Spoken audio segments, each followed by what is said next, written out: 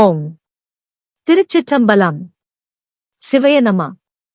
தினம் ஒரு திருமந்திரம். இரண்டாம் தந்திரம் காமிகாகமம்.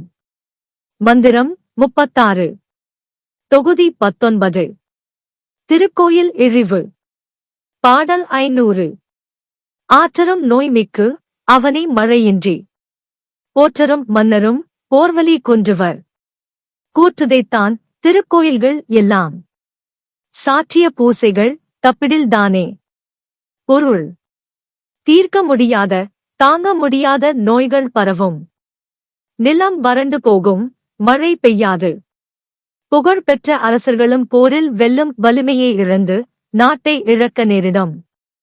காலனை காலால் உதைத்த சிவபெருமான் எழுந்தருளிய திருக்கோயில்களில் ஆகமங்களில் கூறப்பட்ட பூசை முறைகள் தவறினால் இவை அனைத்தும் நிகழும்.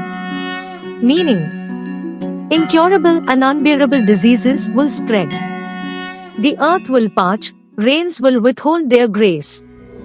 Even famed kings will lose their might in battle and be forced to relinquish their realms. These calamities arise when the sacred rituals prescribed in the agamas are neglected in the temples where Lord Shiva, who once struck down Yam, the god of death, with his divine foot, has manifested in glory.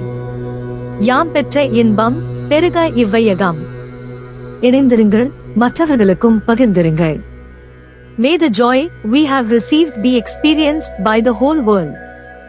Stay united and share it with others.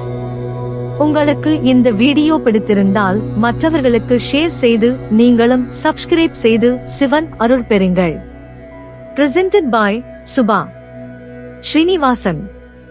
Tamil இலக்கிய பாசறை, கோவை. நன்றி, வணக்கம்.